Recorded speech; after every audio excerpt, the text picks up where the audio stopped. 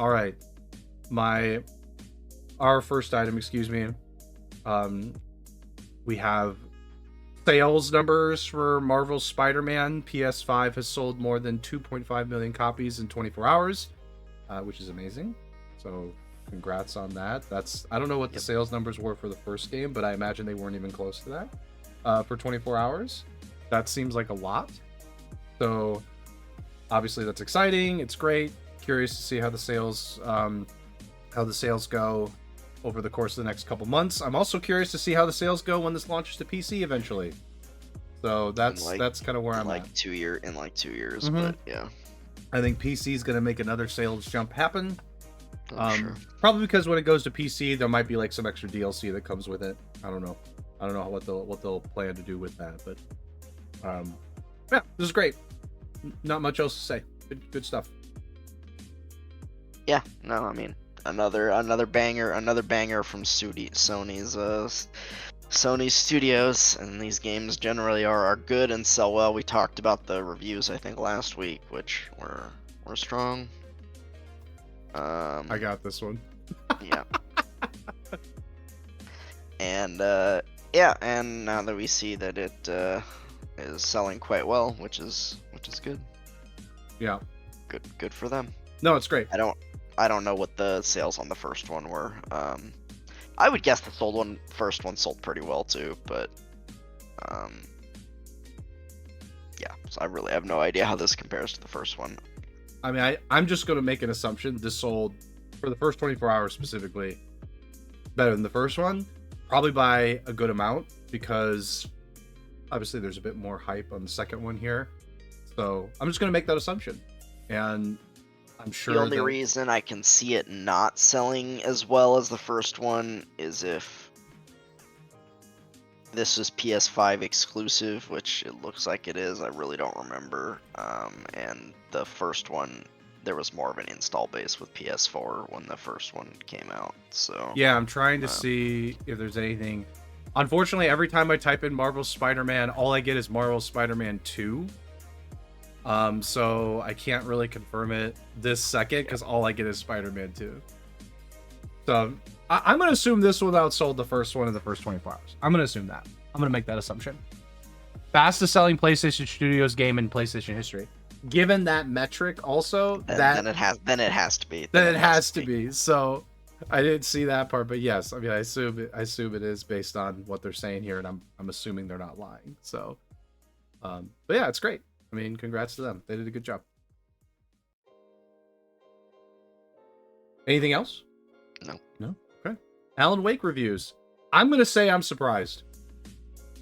I saw 89 and I was shocked. I was like, wow, that's really high. Holy moly. I haven't played the game.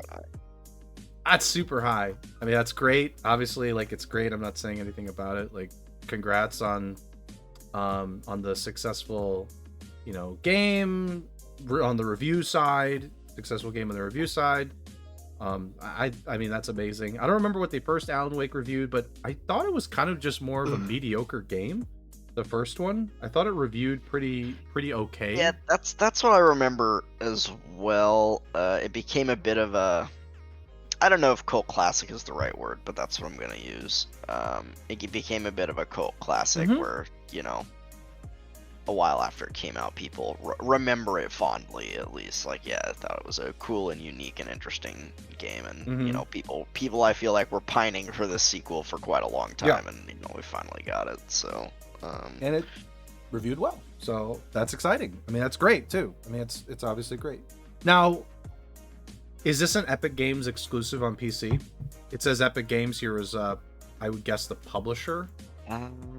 I'm gonna assume it is Epic exclusive if that's the case. I really don't know. I would be a little bit surprised if it was on Steam as well, given Epic's track record with this stuff. Which, I mean, it makes sense. It's not on Steam. Yeah. Okay. I'm gonna assume on PC it got an exclusivity to Epic for like a year. I thought it was on Game Pass, but maybe I'm completely off base on that. It could be on Game Pass. However, if it is, maybe what might have happened is if it's on Game Pass, they probably told Microsoft it can't be on PC though. You can't put it on Game Pass PC. Yeah, it's not on PC, on Game Pass PC. Yeah, if it is on there, it's probably console only. I think that would have been the agreement. Like, hey, you can't put this on PC. Epic Games only. We're the only storefront on PC that gets it. Which, I mean, Epic published it. It's well within their rights to do that. Fair enough. I do imagine that's going to be obviously a limiter on sales, because I'm sure there's some folks out there that are just like, we're not gonna get on Epic Games Store, which I think is, okay. So I just think it's great that this game reviewed well. It's interesting. I can't say that I've ever played or had much interest in Alan Wake, but given this, and if it's on Game Pass, I mean, it's not out of the realm of possibility to take a look at some point from what I've seen here. So that's all I have to say. I think that's great though. Good job. Good job making a good game. Yeah, same. I'm not. I didn't play the first one. I'm not interested in the second one. I'm not really a horror game type person, so not really up my alley. But yeah, it's interesting. I like these. I like it. These are always interesting games. The survival horror or any kind of even I would guess if this is more like detective sided. I like that. I think that's interesting. Okay. Anything else? Otherwise, we get to talk about Nintendo. No, that's it. Okay, it's Nintendo. So, I did briefly read this article, and I saw this before when you posted it. This is Nintendo shocks competitive fans with strict new community tournament guidelines. So, as I was reading this, I came across a couple of words and phrases, or terms, I should say. Not for profit. So, dictate the terms for not-for-profit small-scale community tournaments involving games for which Nintendo owns copyright. So that means that this particular set of guidelines does not apply for the for-profit. We've already gone to Nintendo for getting a license to run our tournament system. This is this isn't gonna affect the big boys. Right. This is only for the small tournaments. But any grassroots group of friends running a tournament, folks that aren't getting a license, I'm curious if they get under this bucket. I actually didn't necessarily understand that part of it. But anyway, small scale community tournaments, they're not for profit. Got it. So let's say if you're a group of friends and you decide to run some tournaments for a community, maybe locally, you go into the not-for-profit bucket. Let's just pretend that's how it goes, just so I can understand how this works. So you cannot generate commercial revenue except as permitted by these guidelines. You have a cap of 200 participants in person and 300 for online. I don't really get that part, but let me keep going and then we can discuss. Organizers may not receive compensation from third-party sponsors, may not sell food, beverage, or merchandise. Again, kind of interesting. No prizes exceeding a market value of 4,500 euros, 5,000 in total. No spectator fees. That one, okay, I kind of maybe understand that a little bit. Organizers must publicly disclose all accounting related to the cost of hosting the event promptly. Okay. Let's just start with that before going down. First of all, I don't know how Nintendo monitors this. This is just a load of bullshit. Yeah, it's horseshit. I don't know. I don't know how you can stop a group of friends from getting together and hosting a small tournament. Suck my nuts, Nintendo. This is dog shit.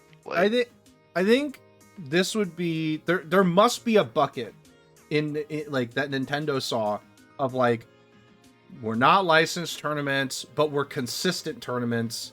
We're pretty big. We're 150, 200 participants. They must see this bucket somewhere out there. I just don't understand why. Nintendo's always been protective of their stuff, overly protective of everything, right? But this seems like some of them seem completely unreasonable. Must publicly disclose all accounting related to the cost of hosting the event promptly. I think that's unreasonable. I think that's a really unreasonable request. How would we even give you that? Why would I give you that? How would what is the approach to give you that? I'm sure that they've shared that in their guidelines. There's probably something you have to would send that information to, but that just seems unreasonable, regardless of anything else. That's completely unreasonable. Like I'm not disclosing my financials to Nintendo. Just Right. like no, just I'm not get gonna. off I don't want to the disclose nonsense. that. That's like ridiculous. I'm trying to find anything else that I think is unreasonable, and I always look at organizers may not receive compensation from third-party sponsors. If you're a not-for-profit, even in general, I still think you should be allowed to get sponsors. I still think you should. I still think you should be able to get a sponsor to pay for your cost. How are you going to get your costs paid if you're a community tournament? Like, let's say I have to get a venue. I have to have my equipment, which maybe the venue has. So that's okay. So I got that. You know, if I want to have any sort of help, what if I want to help, like pay people to help me? You know, I'm not saying you have to pay people a lot, but like there's things that go into this. Like if I have any sort of online, let's say I have people that want to like do casting for the online, like you'd probably pay them to do that, unless like they're okay not being paid. I also don't think it's reasonable to be like, you can't sell food and beverage. Like, are you serious? That one is so stupid to me. I just want to go into this for like 2 seconds, and then I'll let you take over for like 2 seconds. I've seen Little League baseball games with absolutely just like, that's just a random Little League game, and you got concessions being sold. And I understand that it's different. I get that. But why is Nintendo so like hell bent on preventing some of these things? Like you can say like no selling alcohol, fair. But like I've never seen any sort of like, even like high school events, like Little League, like kids events, they're fucking selling drinks. They sell chips because that pays for the other stuff. I don't understand why Nintendo is so hell-bent on being like, you can't make money. It's like, I'm not trying to make a massive profit here, but I got 15 people helping me, and it's their whole weekend to help me. I want to give them like $100 for helping me or something. Yeah. So let me sell a drink to somebody so I can help pay for that, and I got to pay for this venue. Like, that venue's not going to be like, yeah, sure, do whatever. They're going to be like, okay, you got to pay for all those, you know, all the consoles. You got to pay for the space. The space costs whatever. I just don't understand Nintendo and their like attitude. Even if you're not for profit, you can still make money. You can still make it because you have to pay your costs. So like, how is somebody like, what's like, I don't understand like why Nintendo is so hell-bent on this bucket. That's all I have to say. I think some of these are extremely unreasonable. And I think Nintendo's unreasonable for being like, you can't make reasonable money to help pay your cost. It's so ridiculous to me. So ridiculous. Yeah. I always kind of get into this. But to me, I don't know how Nintendo has legal ground like on some of these guidelines. Like, I just don't know how they enforce it. I don't know. Yeah, that's part two, where it's like I don't know how they enforce this like at all. Yeah, like unless they have like frickin' moles going around like reporting back to them or something. But that feels like way too much effort for Nintendo. Like, let's say I got like a local event going and I got like 50 people that join it. Nintendo's not gonna know shit about it, so I'm just gonna run it and sell my stuff anyway to make sure that I make money back. I mean, I've heard this sentiment from like, I watched a video, Hungry Box, who's like a, you know, he's an old school melee player. He runs Smash tournaments, I assume they're online. And I watched him do a video on this, and he was like, yeah, I'm just gonna keep doing my thing, and if Nintendo wants to come get me, they can come get me, but you know, have fun. Like, I think if you happen to be on his bucket, you should just keep doing what you're doing until Nintendo tells you to stop. And then you can refactor your process. But just wait for them to tell you to stop. Just keep doing it. It's like, I'm waiting for a cease and desist from Nintendo before I even give a Yeah. a modicum of a fuck about these new Yeah. new guidelines. Especially if you're in person. If you're an in-person event, just do it anyway. Just do it anyway. Who cares? And just let Nintendo somehow find out you're doing it.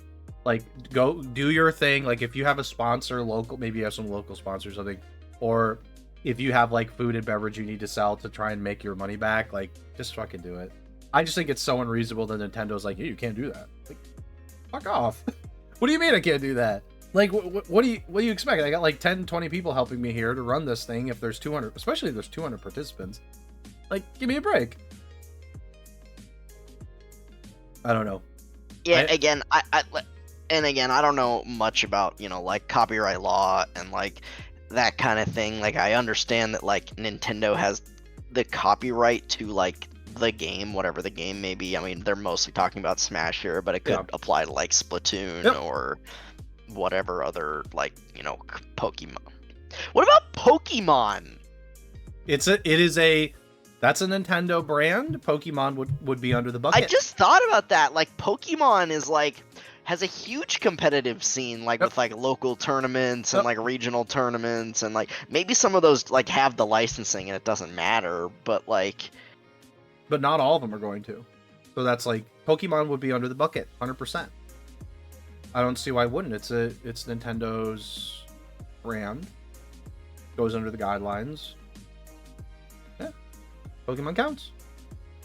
I think it's ridiculous. I still think it's ridiculous, but again, I don't know anything about copyright law, but like some of this just does not seem like legally feasible, like, to me. Like, the disclosing all of your accounting information in Nintendo, that's nonsense. The not being able to sell like food and beverage, that also just seems like absolute nonsense, and I don't know how that is like legally enforceable. Like, I think that's just ridiculous. It just doesn't. These guidelines just like don't make a lot of sense to me. It's like, how does Nintendo have the right to, like, if I buy a copy of Pokemon and or Smash Brothers and want to like host a tournament for Smash Brothers, I don't know how Nintendo has like the legal right to say that I can't run a tournament for that, and I'm like encroaching on their copyright by running a tournament for. I don't know. I mean, I know no one's gonna want to like go to court with Big Daddy Nintendo, but again, I know literally nothing about copyright law, but like this seems like really thin ice, like at least like just at base value, at least to me, this seems like really thin ice legally to me. I don't know. It just feels like I don't know how that is within the scope of like their copyright on their game. Like, I mean, even just separating the legality of it, much of this is just like, I don't understand why you're limiting it. Why does it have to be a cap of 200 in person? Like, why? Why does it have to be? Where'd you come up with that number? I don't really fully grasp it. I think some of it, there was like something before where we talked about the like whatever, the Panda Cup and some of the other stuff in Smash, and like there was some back and forth, and Nintendo was like, we're trying to protect the people that go to these events too. I guess if they think there's more than 200 people, you can't sufficiently protect people at the event. I don't know. Like, I'd love to know why they came up with 200 and why $5,000 is the number. Like, what exactly? Also, the other thing, I just want to mention this. Why do you think I'm going to have a $5,000 prize pool if I can't make money? Nintendo, like, how stupid are you to think that, well, you can't get third-party sponsors, you can't sell food, you can't sell beverages, you can't sell merchandise, but you might have a $5,000 prize pool? Who is going to do that? Who is going to have a prize pool for their event if they can't sell anything to fund the prize pool?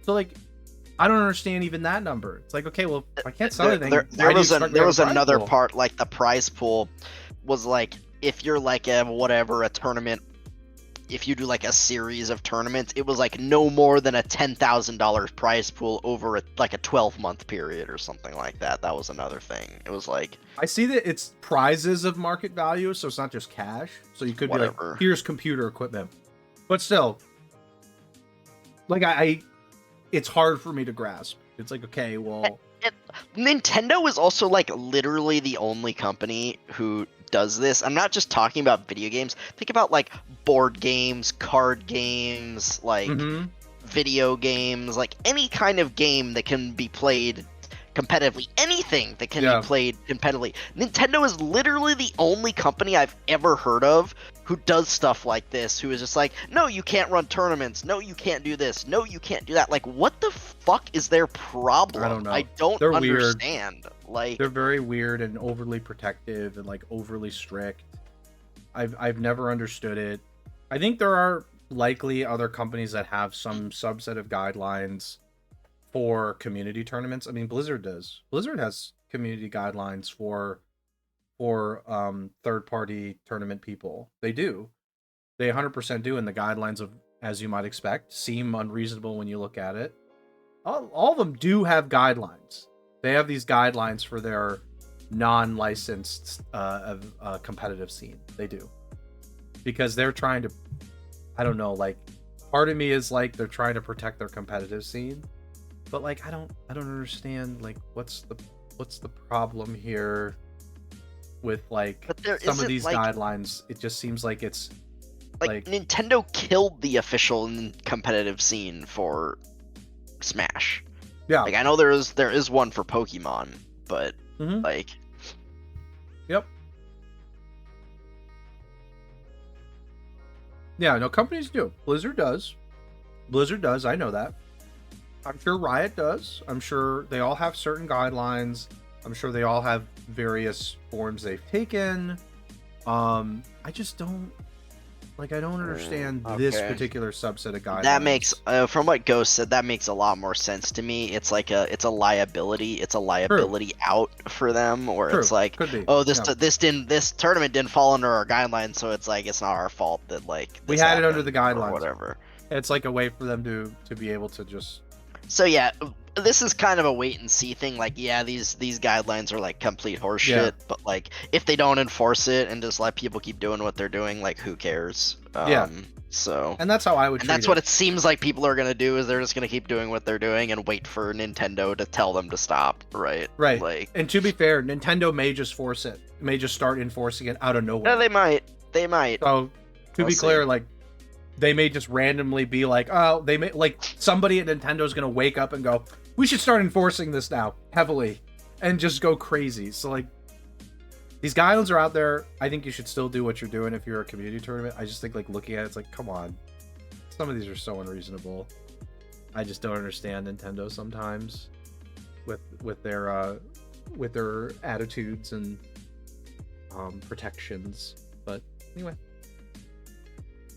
Just do it anyway. Just do what you're doing anyway. Ignore it. Ignore this. Yeah. Just don't sell alcohol or something and get in trouble. This is nonsense. Yeah. Anyway, I don't have much else to say. I mean, this is classic, to be fair. This is classic Nintendo. You shouldn't be shocked. Okay.